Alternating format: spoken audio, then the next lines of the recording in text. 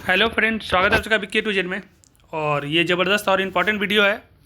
जिनका board exam 10 का हो या कोई भी टीचिंग एग्ज़ाम हो या कोई भी कम्पिटिटिव एग्ज़ाम हो, जीके और जीएस का क्वेश्चन पूछा जाएगा। और ख़ास करके जिनका बोर्ड का एग्ज़ाम है वो ध्यान से ज़रूर सुनिएगा।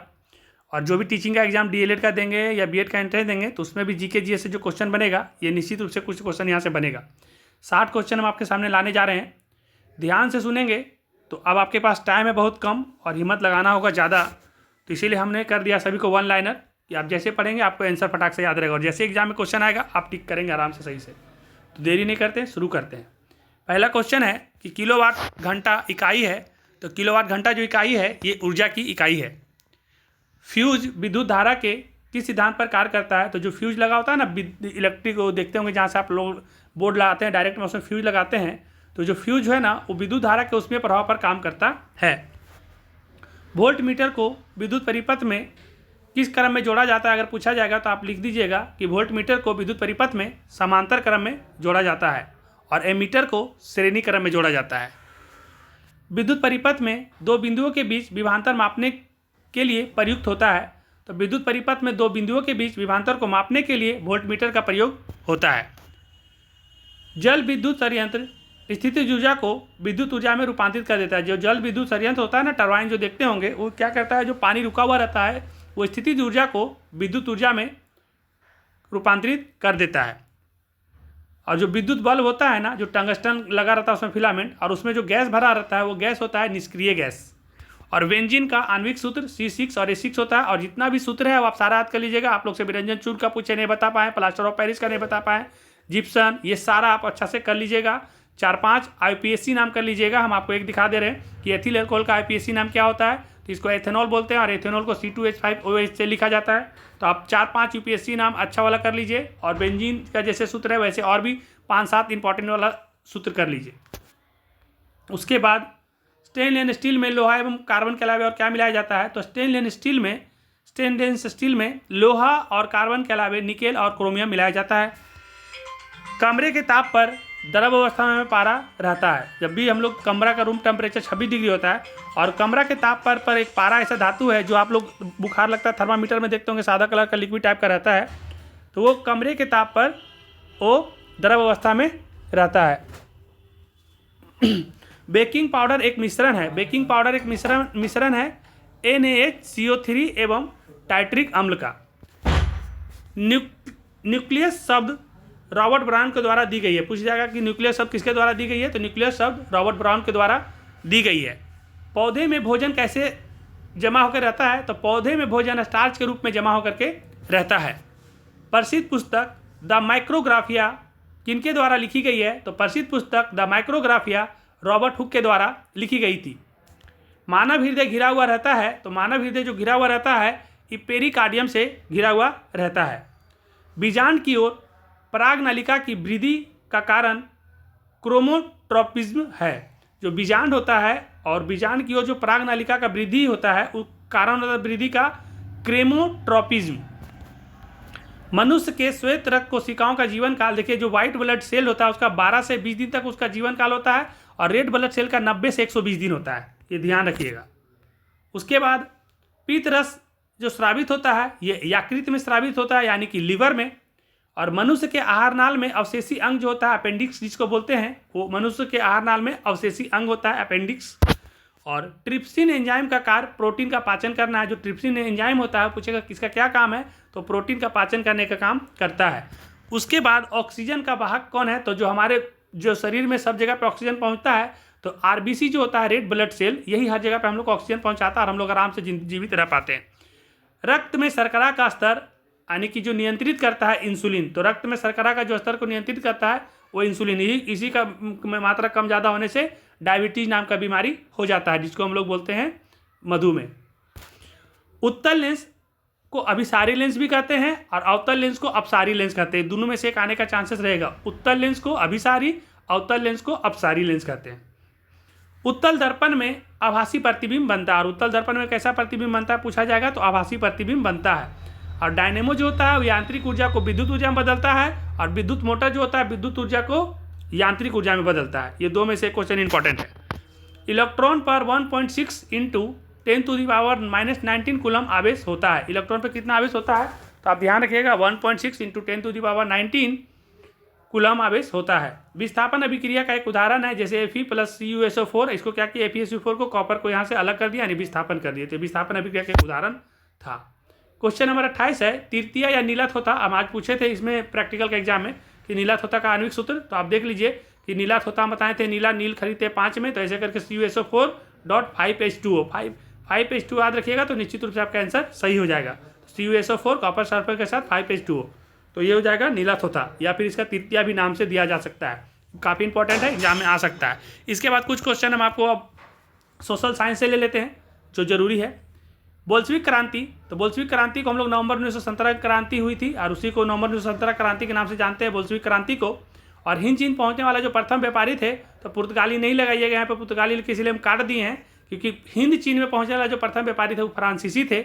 और असहयोग आंदोलन का जो प्रस्ताव, तो कांग्रेस के जो सितंबर 1920 में जो कलकत्ता में अधिवेशन हुआ था, उसी में पारित हुआ था। असहयोग आंदोलन का प्रस्ताव कांग्रेस के सितंबर 1920 के कलकत्ता अधिवेशन में पारित हुआ था। जिनको क्वेश्चन में दिक्कत लग रहा है, एक बार नोट जरूर कर लीजिएगा, एक वन लाइनर है। राष्ट्रीय स्वयंसेवक संघ का स्थापना 1925 में केबी हेडगवार ने की थी। और इंग्लैंड में सभी स्त्री एवं पुरुषों को वयस्क मताधिकार, मतलब पहले इंग्लैंड में जो था पुरुष को तो मताधिकार था, लेकिन स्त्री को नहीं था, लेकिन सबको अधिकार दिया गया, 1918 में प्राप्त हुआ।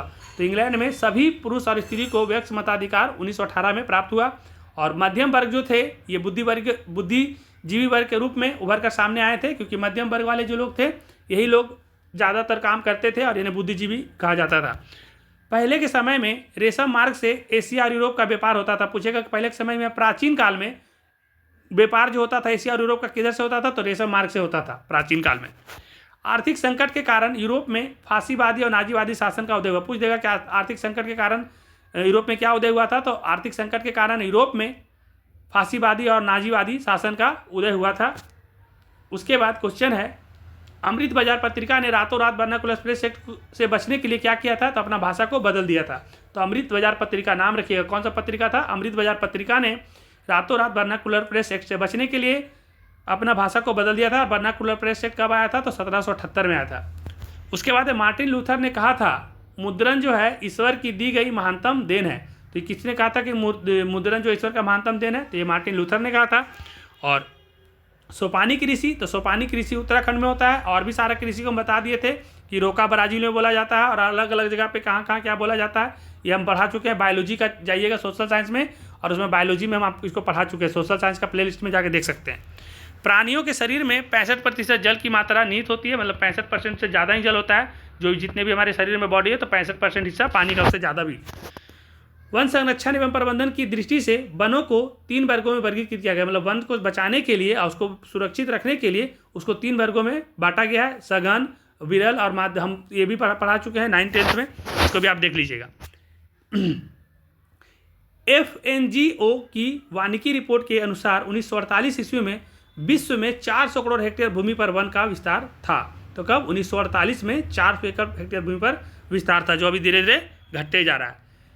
1 टन इस्पात बनाने में, मतलब अगर एक टन अगर इस्पात हमको बनाना है, तो उसमें 10 किलोग्राम मैग्नीज का उपयोग करना पड़ेगा, अगर 1 टन अगर आपको इस्पात बनाना है तो।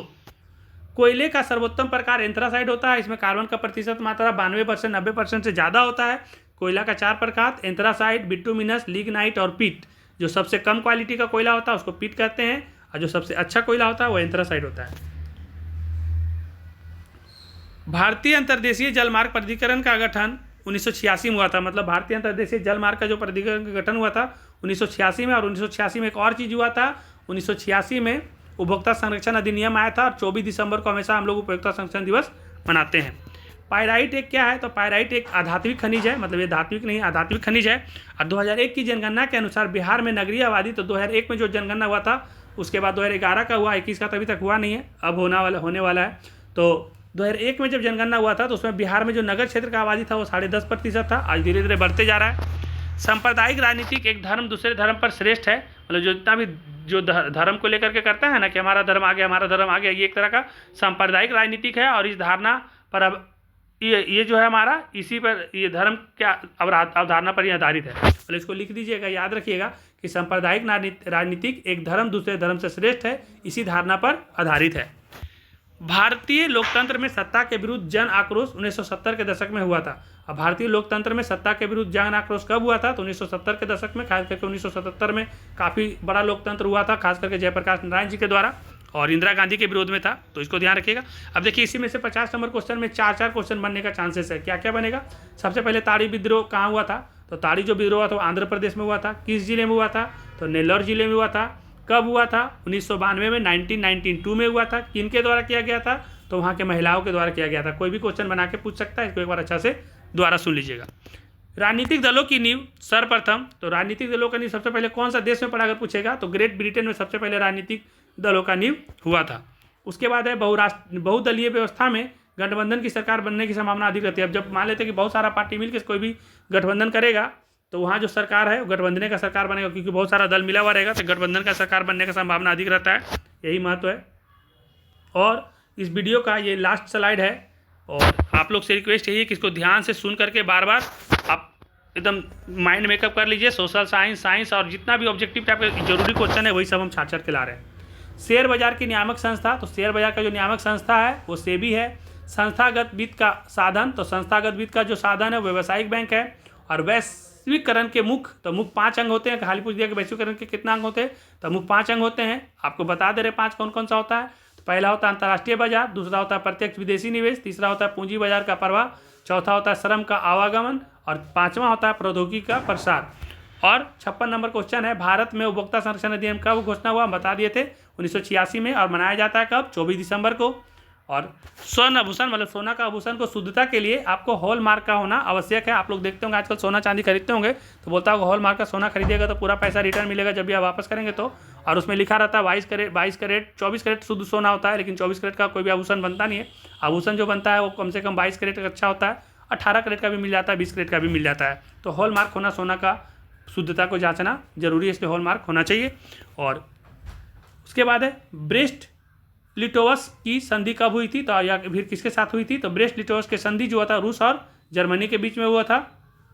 और मार्च 1946 ईस्वी में फ्रांस तथा वियतनाम के बीच में जो समझौता हुआ था उसे हम लोग हनोई समझौता के नाम से जानते हैं। मार्च 1946 में फ्रांस और वियतनाम के बीच में कौन सा समझौता हुआ था?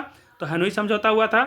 और लास्ट क्वेश्चन इस वीडियो का कि भारत के लिए जो पहला फैक्ट्री एक्ट आया था, तो भारत के लिए पहला फैक्ट्री एक्ट 1881 में आया था।